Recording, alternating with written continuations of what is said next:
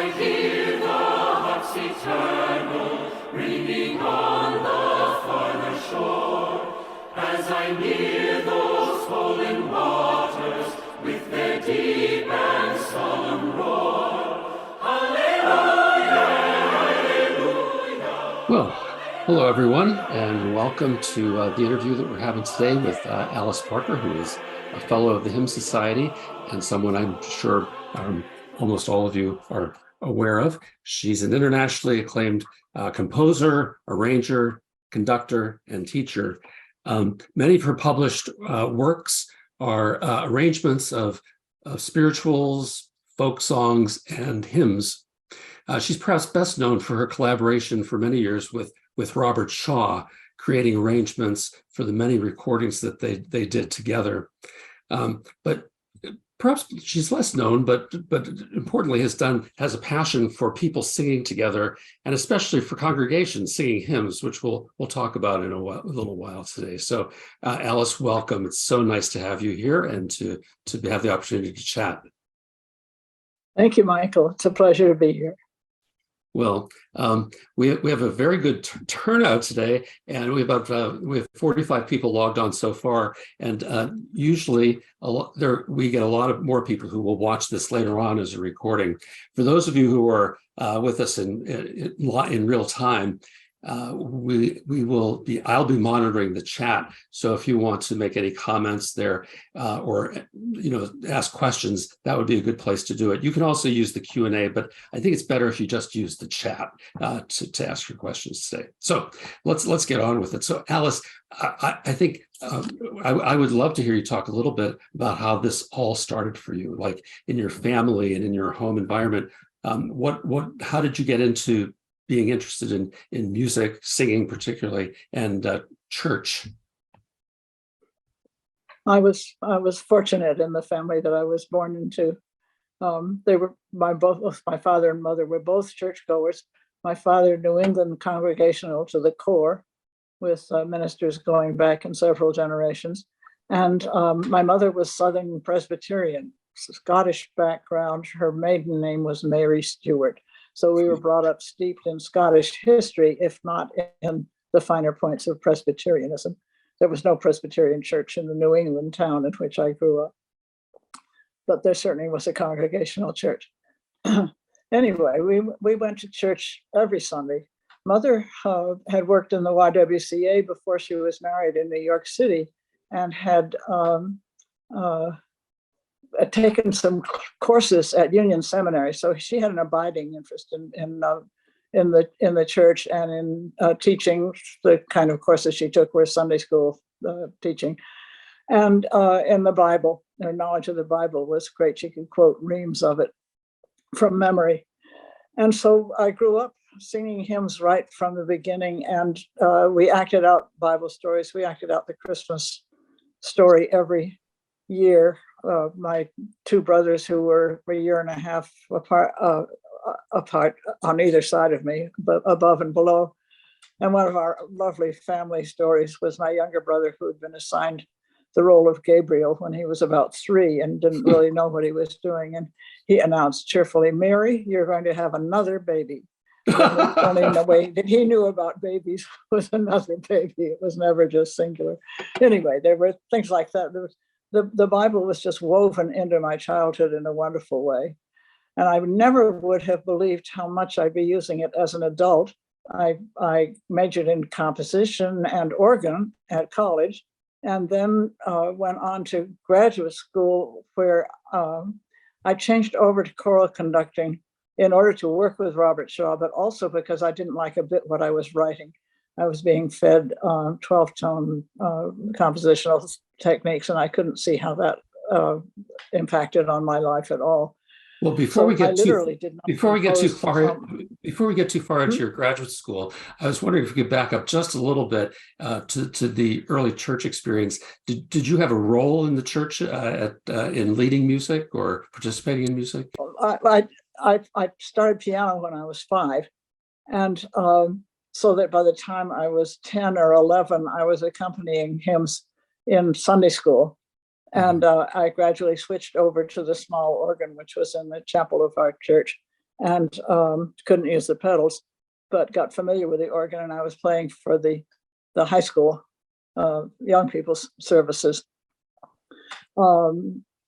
We also entered very much into the life of the Sunday school, which was very active. My parents were both involved with that, as were other parents in the town and their children. So we had a perfectly wonderful program of teachers, and also of special events, like a wonderful Black singer coming and singing spirituals for us, and an English bell ringer coming and showing us about the handbells. So we were being fed a very rich diet of things that tied me to the church. Cool. So then you went on.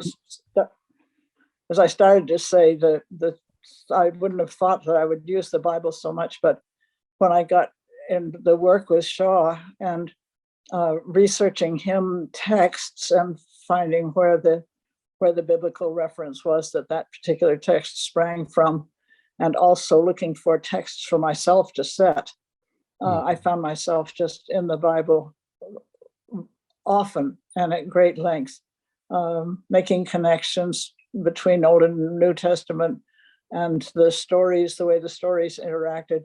For instance, I've written a piece on the Magnificat, which is not just Mary, but it's Mary and who am I trying to think of? In the Old Testament, Samuel's Hannah. Hannah, and Hannah has a precursor to the Magnificat text, which is even more social justice than Mary's. So it was fun to do that, and I presented it as the piece as a meeting between the two of them. When they did meet, we knew they both met when they were pregnant, and they must have shared ever so many things in spite of the difference in their ages, because they were both pregnant for the first time, very surprisingly. And the society would have looked on them very askance, so that they had no one they could talk to, but they discovered each other that they can share with each other. And it was fun writing that as a duet rather than as a solo. Right. So you got a lot of exposure to the Bible through your early churches. I did. Yeah. You went on to college to study the organ, did you not?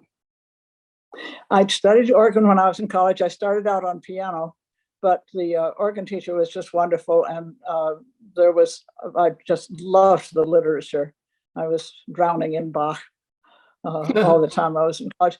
I also loved the transposing at sight, and the accompanying by ear, being able to listen to a group sing and find the note on the piano that corresponded, and be able to get in the same key that they were. All those things that are working by ear, that there's almost no concomitant training in piano, or at least there hasn't been. So that there's these older skills of transposition and of improvisation, harmonizing on sight. All of those things were things that I got from the organ lessons that I wouldn't have gotten from piano. That's interesting that it sort of prepared you for the work that you were going to be doing with singing. I mean, your work has largely been about singing, right? It has, because I was singing all the way through school, not with a particularly good voice, but I could read music from early age, and I just love to sing. We sang at home all the time. We sang while we were doing chores, and while we gathered at groups. When the whole family got together, several generations for Thanksgiving, there was certain hymns that we sang. Now thank we all our God, of course, that are just woven into my earliest memories of aunts and uncles and grandparents around the table singing. So that it was singing. And in college, I had my own group of 8 of us women called the Octavians, who sang a cappella. We often did a group in the Glee Club concerts, and sang at special functions around college. So I was very, very aware of and active in singing all the way through. So it was a nice combination to have that along with the keyboard skills. And at some point, you sort of left the keyboard stuff behind, right? I did. When I started working with Shaw, I had moved to New York. It's a new environment totally. And of course, working with him was rather like being in the center of a cyclone or a whirlwind, because there was so much activity all the time. He always needed help with something. He had some project that had to get done instantly, or a bit of research or something. So he kept a whole bunch of us really running. And How did you get involved with Robert Shaw's work to start with? he was on the faculty at the Juilliard School for 3 years. The year before I got there, he had been invited by William Schumann, a composer who was also head of Juilliard, to come in and start a choral program. And their dream was to have everybody in the school singing. And that did not survive the first year because at conservatory, it's a kind of all or nothing game. If you're going to be doing clarinet, you do clarinet till it comes out your ears, and you don't. Singing would be a very far place away. We all know, of course, how helpful it is, how much we have to be able to sing. Singing, it lets out what's in your mind. It's the immediate way of letting out what's in your mind, and so that it would have been good, but it didn't last. And even the singing teachers were very, very protective of their students. They were afraid if they sang in a big chorus, they would forget what they were learning in their lessons. So that did not last. But the choral conducting program did last. I was there for 2 years, and the second year, my final year, was the first year that Bob Shaw toured with the Robert Shaw Chorale. The Robert Shaw Chorale was formed as a professional chorus. So there were lots of discussions about the difference between professional and amateur, and also the setting up of what the basic rules were for professional, which was agonizing discussions well into the night. So that my second year, he went on tour for 10 weeks in the fall and 8 weeks in the spring. And that pretty well ended his career at Juilliard. They were not interested in continuing if he wasn't going to be there for that much of the time. So, but I just squeaked in under the wire and got into that program. But it changed my life because I realized that I had really never listened as acutely as Shaw did, and as Julius Herford, my other teacher, did. Like in being inside the music as you were hearing it. And it just fascinated me. I started studying piano with Julius and had to unlearn a whole lot of what I had learned before in order to draw the sound out of the piano as he wanted me to. And with Shaw, studying and listening to him, watching him in rehearsal and singing under him, but more of watching and listening, how he was acutely aware of what I call the primary sound that was in the room. It wasn't filtering through any thoughts in his mind of what it should be. Well, this is this kind of music, therefore it should sound like this. He was listening for actually what he was actually hearing, and then was able to work with that sound. And I realized that my mind was all full of theories and concepts and chords and forms, so that I wasn't really listening to what the music always. The music was coming to me through this jungle of theories or precepts that was in my mind. So I had to learn to let all of that go and just listen for the basic sound itself, and then reconstruct the piece on top of that sound. The relationship of text and tune was primary importance. And I had always loved poetry. I had a collection of poetry books and things at home and could quote quite a bit of it. But this was a different way of looking at it. And I just kind of founded the rest of my life on it. I did not have the interest in the keyboard that I had had before. It was mainly a wonderful tool for working with my own work, and also with choruses and things, to be able to have that ability to sit down at the piano and play. So I used the piano very little in my own composition and very little in rehearsal and in my teaching. I wanted to get into the world of sound, of singing sound, and just stay there. That's really interesting. I just want to talk a little bit about creating works. The way you're talking about it sort of sounds like creating from the bottom up, like from starting with the sound of the actual people and then working outward toward the piece. Can you say more about that? Yes, that's one way of looking at it. Though the sound that people make is kind of instinctive. Like a small child has a certain tone of voice that they use that they've developed from hearing their parents and other people around them. And whatever voice you have, a singing voice, whether you think you don't have any or have a highly trained voice, there's a large spectrum in there of different sounds that people can make. The thing I became very aware of early on in the work with Shaw and in beginning to song lead myself was that people have a very different way of reading the page, even if they're good readers. It's going to sound very different coming out of their mouth. It's not an automatic thing like you punch the melody into a computer and what comes out of the computer is totally predictable and exactly the same basic kind of sound. If you have 5 or 6 people singing, each one of them is going to sound very different. I had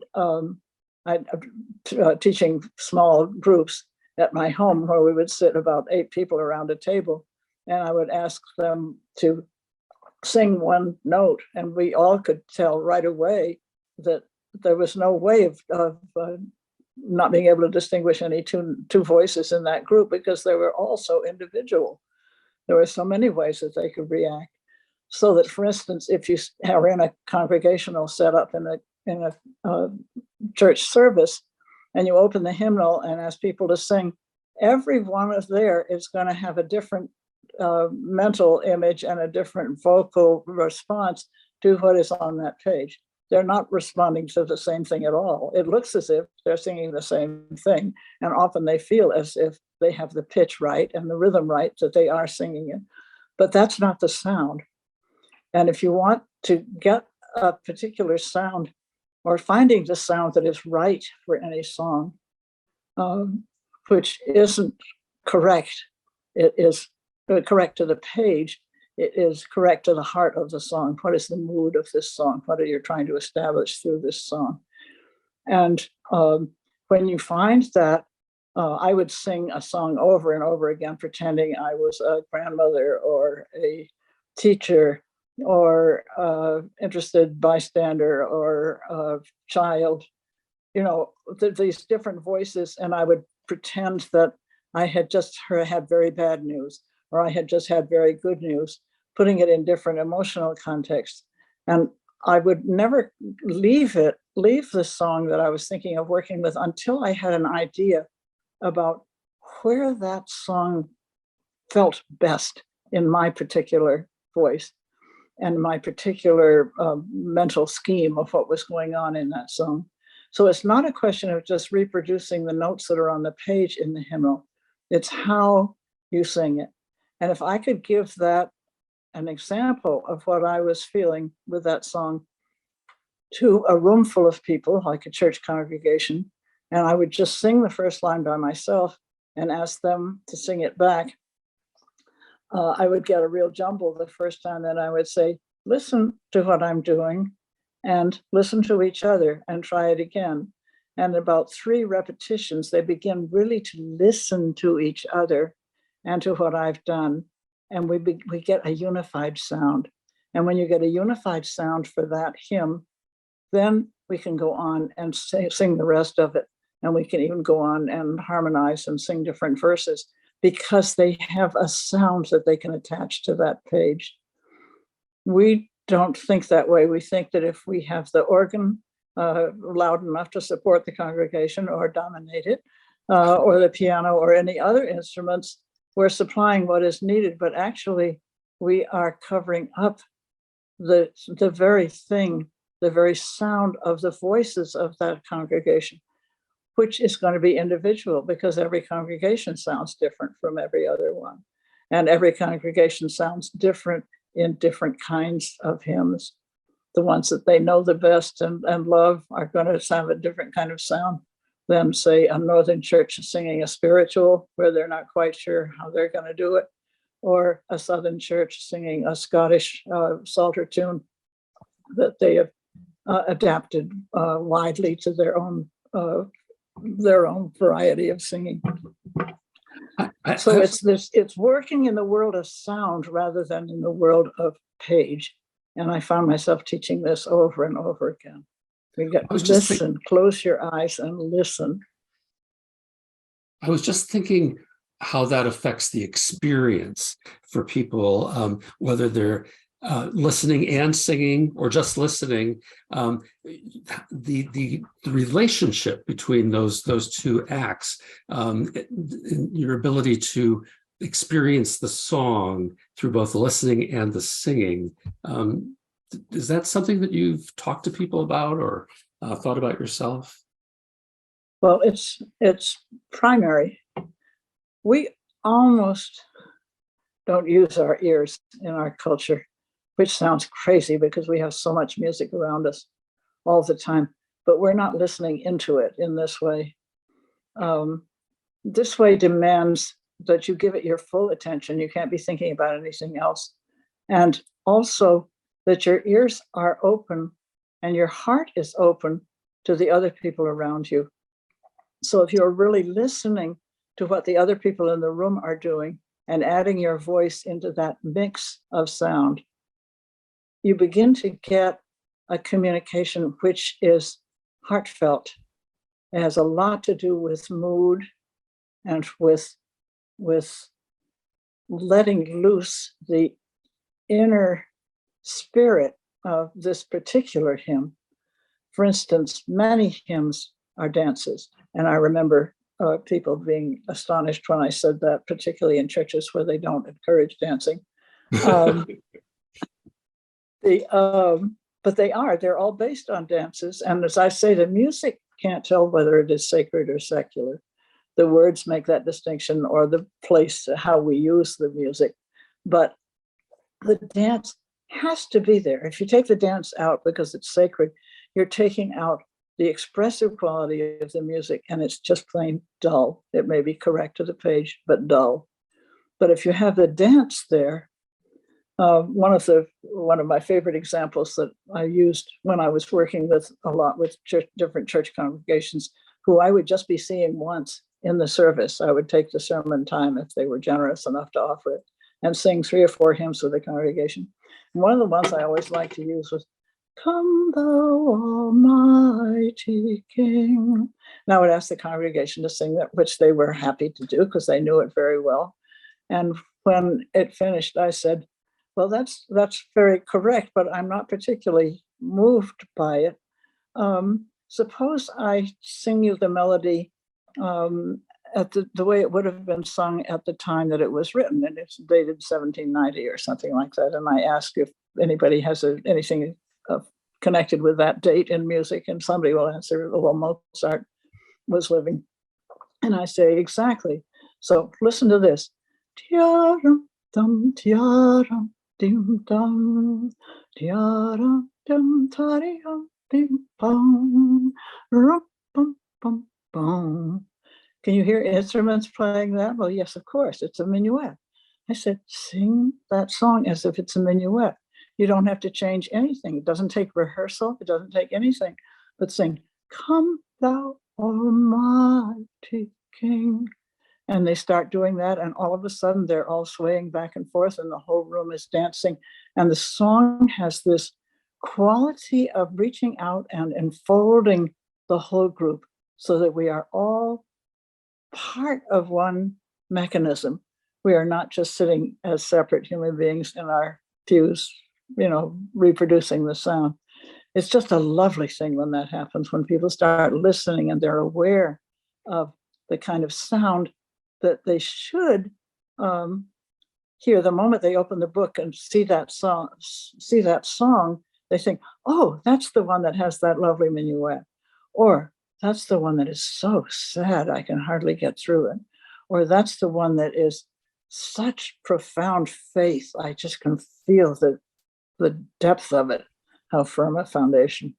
There's just, they should be feeling that emotional connection, that mood connection with the melody much stronger than the actual notes and rhythms. The actual notes and rhythms come so easily the minute you start listening to each other. And you can rehearse them a little bit, but I rarely spent much time rehearsing. I would indicate a line, I would demonstrate a line by myself in my own voice, which is not a trained voice. I wanted a kind of congregational voice to be working from. And showing that it wasn't a thing of voice lessons or of being able to read music or of having a new hymnal or of taking the rug out of the church or of spending $100,000 on the organ. None of those things are going to improve congregational singing. What improves congregational singing is someone leading it who can demonstrate this mood quality of the song and make it so compelling that everyone joins in.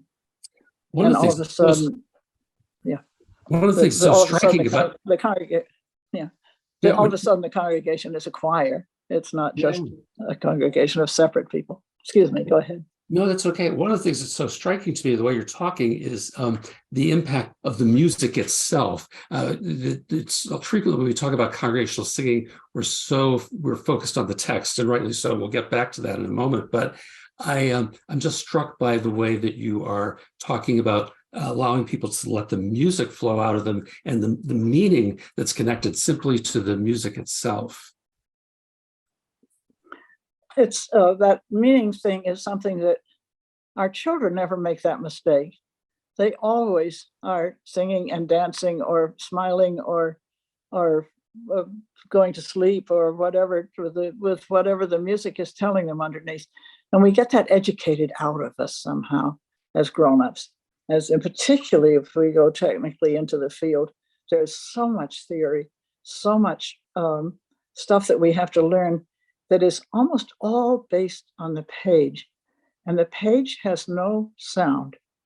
The page is black and white symbols, and they can indicate certain things, a very simple rhythm, not a dancing rhythm, but a relational rhythm of length to shortness. And they can indicate pitches, but very simple pitches. Actually, the page kind of duplicates what the piano does. It doesn't duplicate what a violin does or any wind instrument, where you can go do that kind of slide, which is very much part of some kinds of singing. And the way the note is attacked, there are some hymns that are trumpet tunes that you just can hear a group of trumpets getting together and singing it. Some that are perfectly lovely Haydn, Mozart, string quartet kind of tunes, and some that are wonderful backcountry barn dance, foot stomping tunes from the American westward expansion that have to do very much with the energy of rural America. And it just, the more energy you get into those songs, the better they sound, and everyone joins in them.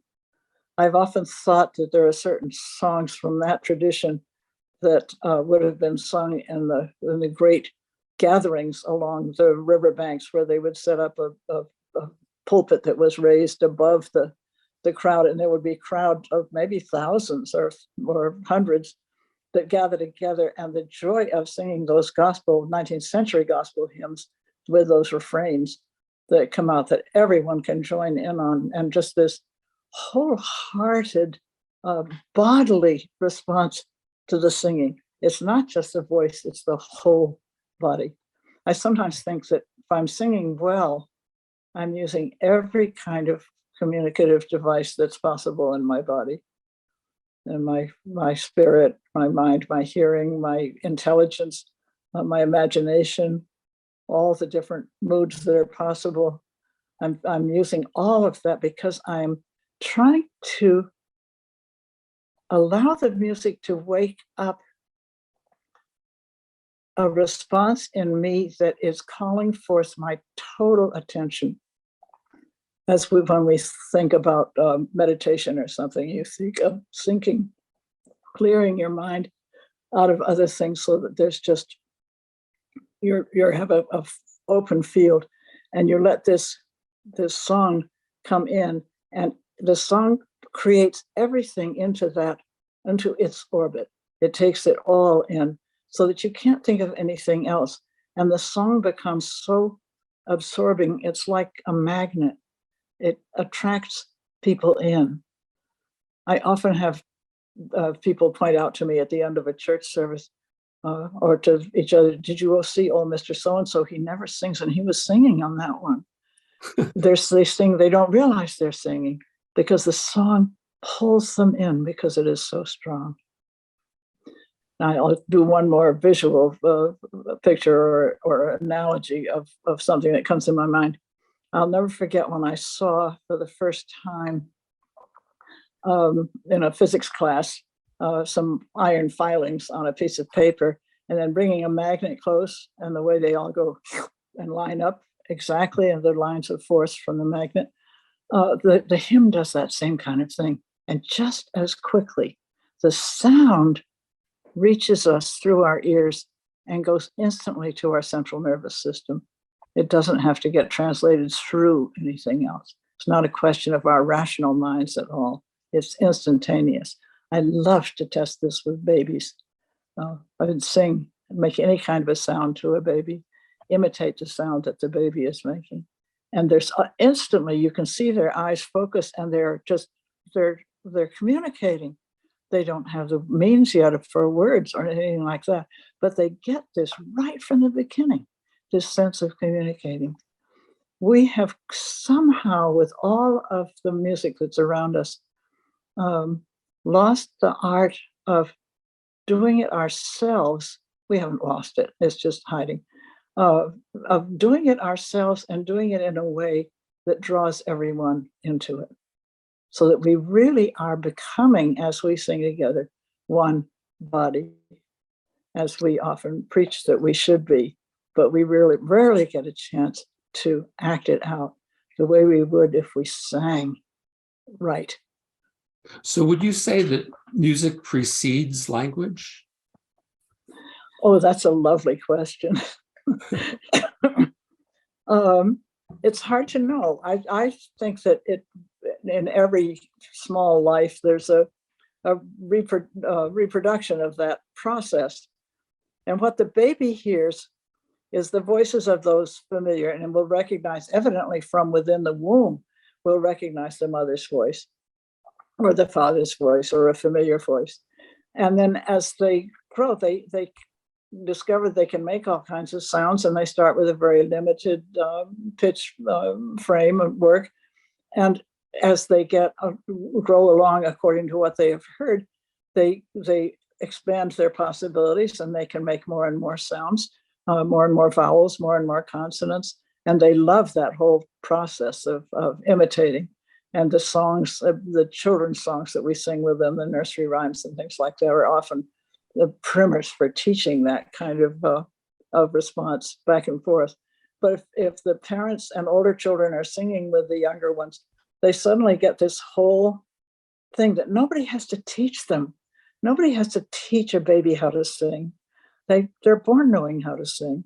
In fact, they're born singing before they can talk. I think that's probably the best answer to your question. Mm-hmm. It's not that the one comes before the other, but that the singing is a parallel universe to speaking, but it's at a higher level that permeates the speaking.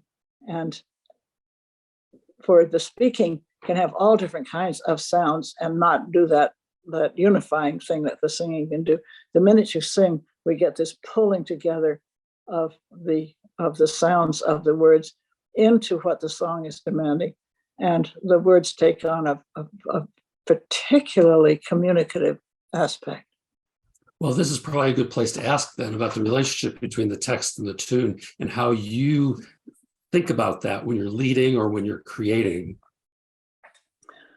when I'm creating, I always start with text, and that would not have been true when I was 10 or 11 and writing piano pieces, but certainly came from the work with Shaw, that I find a piece of text that says something that is exactly that I can wholeheartedly affirm.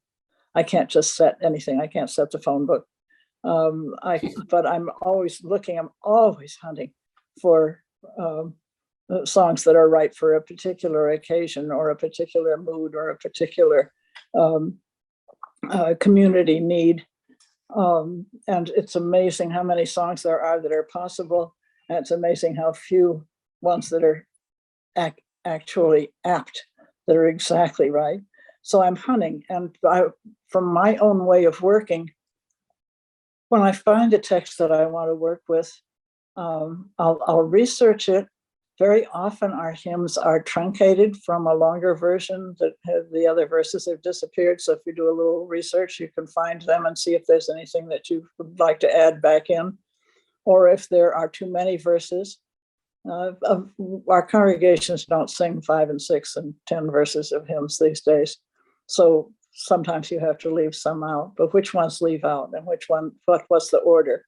So you get the hymn text exactly the way you want to use it. And all the time that I'm doing that, I'm memorizing. So I can memorize certainly the first verse and hopefully the whole thing all the way through. It does not last, I hasten to add. I can't go back to them and recite them all the way through, but I can instantly recognize any hymn that I have worked with because I've done this intensive kind of study of it. And then again, I try these different moods, these different voices. I try reading it fast and slow, and I try reading it in a duple meter or a triple meter, and I try to think, dance. I dance about the way I sing, and at this age it would be extremely clumsy, but I can imagine myself dancing, and I think, what is the quality of beat of this song? Does this song make me want to whirl across the floor, or is it up and down? And is it a very languid motion, very legato, or is it very marcato, very strong? And there are as many different ways of moving as there are of singing. There are different ways of using our bodies. And the more you find a characteristic motion for this hymn, you're finding your way into it, this song that you're writing, and this song that you are discovering. But the words are all there already, and the words have the rhythm. So your rhythm is pretty well done. So the main thing that you're adding is pitches. And somehow the pitches are there too, because there are accents that go a little bit higher and unaccented syllables that drop down. So that hidden within any phrase is a rudimentary melody, which I will want to expand. The higher will go higher and the lower will go lower. And how the first phrase relates to the last one, how the last note in the first phrase relates to the first note in the second phrase. So you're thinking, balancing all these things, and I don't want to write it down at all to just finalize it until I've got it all the way through, and it comes out the same every time I start it, that I've carved out a route for that particular melody that doesn't change. And when I get that, then I can go ahead and harmonize or make a setting of it. But the root is the words, and the melody is like a flowering of those words that comes from inside of the words and opens out into a bloom, which is adding, of course, completely new ideas. But they are so closely attached to the old ones that you can't pull them apart. Could you give an example of a hymn that you find where there's particularly good relationship between the text and the tune? I have my hymnal here, which I wrote in order to collect a whole lot of the hymns that I And while you're looking, I had just want to worked say, on over the years. if you're asking a question or making a comment, I am watching this, and I promise that I'll raise your question before we're finished today. Okay. What am I trying to think of? If I can think of the first word of it now, my aging brain.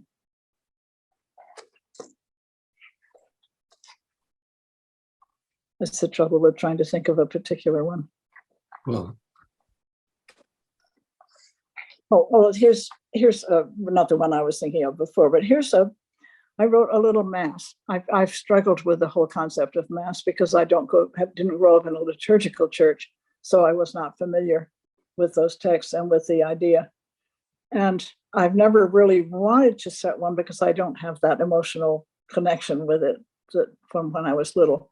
But as a historical object, I mean, through all of the years of music history, the mass exists as it's set by different voices, and it's a wonderfully unifying way to look at music history. Look at a 14th century mass and a 16th century and 18th. So I was thinking how on earth I could make it New England congregational. So I think of, well, the first movement, and of course the first movement of the traditional mass as I knew it is a Kyrie, which isn't the first movement of the mass at all, of the mass as a rite, but it's at the beginning of this group of texts, which is the familiar form. And I'm thinking the first movement should call us together, should state our common belief. And the second movement is kind of a dance that goes into much more detail. And then you get the Holy, Holy, Holy, which is exalted, and the Agnus Dei, which is inward, very much meditative. So I was using those concepts for a mass that I've got on one page in my hymnal because it's rounds that people can sing. And I'll sing you the first one. I'll tell you the words first, which were written by a good friend of mine, a poet, who is a member of the Episcopal Church. So she was raised in the liturgy, but she understood exactly what I was after. I said, can you state what are the fewest syllables in which you can state your beliefs? And so she says, oh goodness, I keep forgetting, I can't read. Glorious God, receive us. Loving Christ, receive us. I can't resist. Believe us, read us. Holy Spirit, renew us. So it's just those three elements. And the melody is so simple. It took me years to write a simple enough melody because we're surrounded by complexity. So it's glorious God, receive us. Loving Christ, renew us. Holy Spirit, renew us. That's all it is. But when you get a whole group singing that in unison and then go into parts, it's a 3-part round. And it's amazing the sound that the voices make. People start singing it and they don't want to stop. I think that's the easiest, quick response I can give you about the relationship between the text and the tune. That the tune itself has to be very simple. If you have a complicated tune, you can't play with it. You can't develop it later. It's used it all up. So that took me years again to learn to write a simple enough tune that gets down to the root of what is in this text. I want to read a question that came from Bill Roberts. He said, can you talk about the exercise you do with your fellow candidates where you asked us first to describe a folk melody, then you asked us to sing it, and describe it again? We gave remarkably different descriptions, I guess, before and after. Well, yes, that one has to do with meeting a whole group of people around my table, some of whom would be professional musicians, others would be amateurs, instrumentalists and vocalists, and teachers and students and professors and adjunct people in a related field. I mean, just very different ages. And I never asked for for sopranos, altos, tenors, basses, or anything else. I take whoever is there, and I will say, just close your eyes, and I'm going to sing you a song.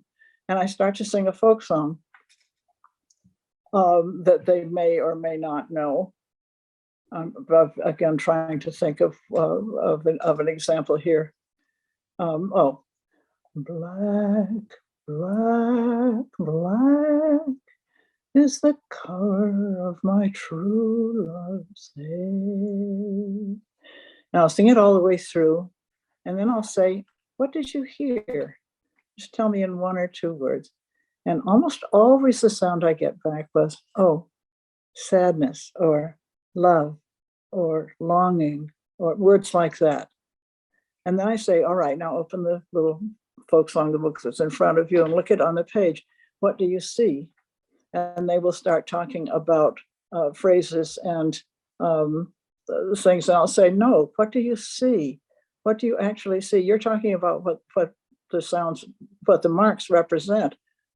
What do you actually see? And it takes a long time to get them down to saying they see the staff with its lines and the measure lines, and they see a clef sign, and they see notes going up and down. And then they're gradually adapting themselves, how much they have to bring to the page in order to interpret those markings. And so I'll say, what do you see? And it will take them a long time to get down to what they actually see, but it has to do with words, and I let them get along eventually to phrase, because they have the words and they can then interpolate. But that's a long way along to do that.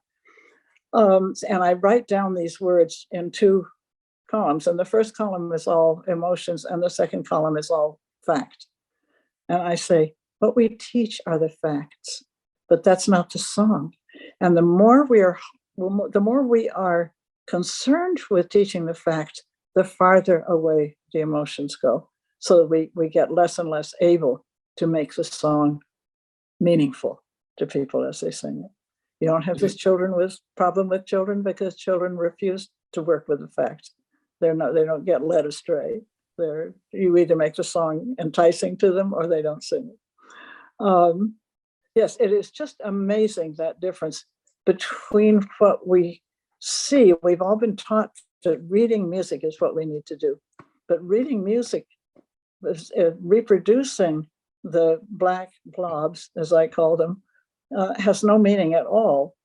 It's understanding what the song is about. And I want to go back to what the text is, what the text comes from. I'm also thinking, who was the first person that sang this song? What had happened to them that made them come out with this particular expression? Had they just met someone? Had they just said goodbye to someone? Had someone died? Had someone that they kind of liked proposed to them and they'd turned them down? You can put all different kinds of scenarios around that song and realize that they could be singing that same song, but it's totally different in the way that the song comes into the air, into your heart. One of my favorite examples there would be Romeo and Juliet and their first meeting, when they meet each other and go to the party together, to the dance. And Juliet comes back. I think this is Shakespeare. I haven't looked at it recently to check. And she talks to her nursemaid, and the nursemaid talks to her and says, did you have a good time, and how was it? And she just is so totally over the moon, she can hardly talk. So that she sings this song of love. But what if the person that was talking to her then was her father, who disapproved of Romeo? What happened at that dance? How different her response would be. And, if it were somebody else, if it were the preacher, or if it were one of her teenage friends, or, whoever. It's the same girl and the same situation, and maybe the same text, but it sounds totally different. And that is the important thing, that sound, that you put the song in an emotional connection, in a place that it really is talking heart to heart, and not just mechanically reproducing marks on the page. That is so inspiring. I mean, it just goes to the relationship between the sonic experience and the life experience. I mean, and it's That's exactly right. right. It's amazing. I wanted to make sure we had a little time to talk about the Hymn Society, since the reason we've been doing these interviews is we turned 100 last year, and thought it'd be great to do some interviews of people who've been important in life of the society. And I wonder if you could talk a little bit about your own experience of the Hymn Society and what that was like for you. Oh, I cherish the Hymn Society meetings when I was able to go to them.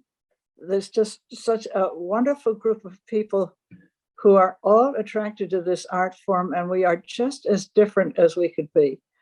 For me, the hymn is music, of course. People say that there are hymn texts and then there are hymn tunes, but the hymn is really the text. And I say, no, no, no, no, no. So you can't toss the tune aside from that. It's the tune and the text together. But there are people that want just the text. There are people that are interested in historical point of view. There are people interested in the denominational point of view. There are people who collect hymnals. I saw someone who had a whole basement room full of those oblong hymnals that were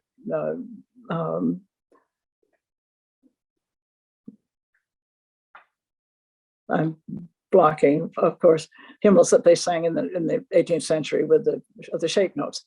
The shape note hymnals, which were immensely popular. They were printed in printings of thousands, and they were on every covered wagon that went west. That was what people sang, like the pop songs of today. They was what people sang and related to each other with. Anyway, this man had this whole collection, and what he was interested in was the binding and the colophon, the background of the printing of the material itself. He didn't give a hoot about either the text or the tune that was in it. I'm probably exaggerating. He probably did give a hoot, but his collecting interest was elsewhere. I would have had those books out on a table, open somewhere, and they were all filled with little slips of paper saying, "I'll come back to this one someday. You're going to want it." So that I'm always looking for the tunes in those hymnals, and other people are collecting the texts, and other people are collecting the movement of one text from New England down the Shenandoah Valley down to Alabama and the South, and also the growth of the spirituals, the influx of people from Africa, from all those different cultures, bringing their highly ear influenced, not eye influenced music, but ear influenced music, and they're singing so that they sang just gorgeously together, bringing that over to different places in this country and meeting this other culture. It's a European culture, white culture, that our Christian religions, as we trace their history, come from Europe, and tracing the way that was what the white tradition was. The Black tradition was in Africa, way in the South, and it was totally varied by tribe. Even tribes that lived not far distant from each other often spoke different languages and had different dances and things. But they had the language of the drums, which was went over these cultural divisions, and also the idea that whatever you were doing, you were dancing, you did it. You didn't talk about it or write about it, and you made up songs as easily as reaching the old ones.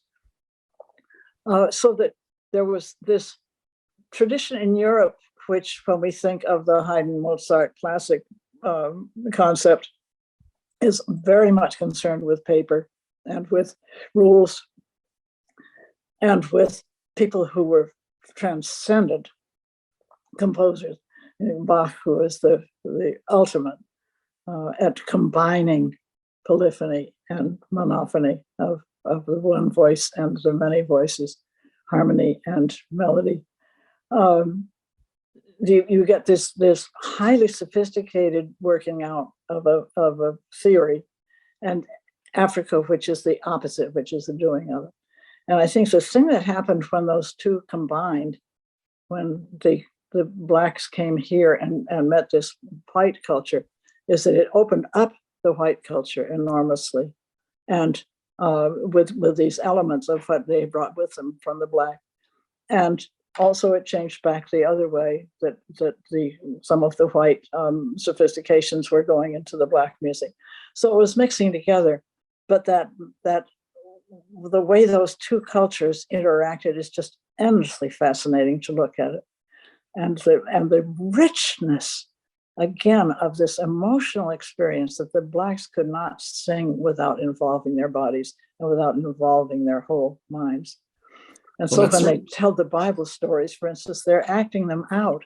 They're not just telling them or reading them. And they are become these characters, so that the whole thing becomes very much alive. When I taught for 10 years, I taught Sunday school at Riverside Church in New York. And the children I was teaching were ages 3, 4, and 5. It was nursery school. It was way before they got to their junior choir. And I would go around from classroom to classroom. At Riverside, there was, I think, 400 children in that preschool kindergarten, pre-kindergarten unit of Sunday school. And we would sing, and they had to be things that I could sing by heart, things that they could act out. I remember so clearly teaching, "Go down, Moses, way down from this land. Tell old Pharaoh to let my people go." And I'd say, "Sing, let my people go." And of course, what would go on was, "Let my people go." And I said, "Oh, you couldn't talk to Pharaoh like that. Pharaoh was a mean grown-up. He could look at you and point his finger at you and tell his guards, 'Put her in jail.' And they would do it right away. So how did Moses have to talk? Could he say, 'Let my people go'? No, he had to say, 'Let my people go.'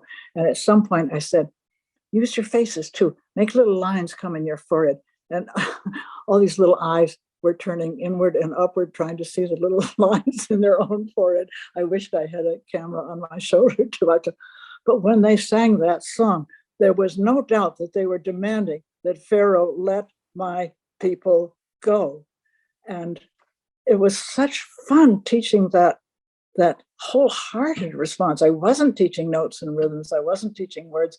I was teaching the experience of reenacting that particular experience scenario. Well, I wish we had a lot more time, but we're all coming up on an hour. So I'm going to, there are a couple of good questions out there, but I'm afraid we're not going to have time to raise those. I do want to ask just one last question, and that is, now that we're 100 years into the Hymn Society, what would be your fondest hope for the Hymn Society going forward?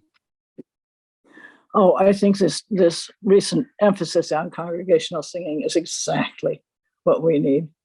We've had a lot of the academic disciplines and the wonderful study of styles and cultures and history, all of those things, but getting people really back to singing well together. The kinds of gatherings where large groups of people gather and make the kind of sounds that you can only make in large groups, but also the small groups, the small choir that is often the group that is at the heart of the congregation. They're the ones that are there every Sunday, that stay as one minister departs and another one comes. They're the ones that carry through, and that they devote themselves to sound. How can they sound? Not like another choir or a professional group, but like themselves. How can they make their particular congregation and their particular hymnal, their particular service come alive, because the music makes everyone leave the limitations of their bodies and their whatever it is, social class or education or color or whatever. You totally forget those in this joy of making sound together, because the sound heals us in a wonderful way. Well, I think Makes us realize, makes us realize that we are all the same. We are all intimately related. Well, I think you've put us deeply in touch with the power of singing together today, and I really am grateful for the work that you've done your whole life to make that possible for us. And especially for today's session, there are lots of appreciation coming in from folks that have been watching. We had about 75 people on watching in person today. So thanks to Alice Parker for being with us today, and everybody, thank you for being with us. 2 weeks from today, we're going to have another interview with Jorge Lockwood. So please join us then if you can. And thank you so much, Alice. Take good care. You're very welcome. Blessings to you. Bye-bye.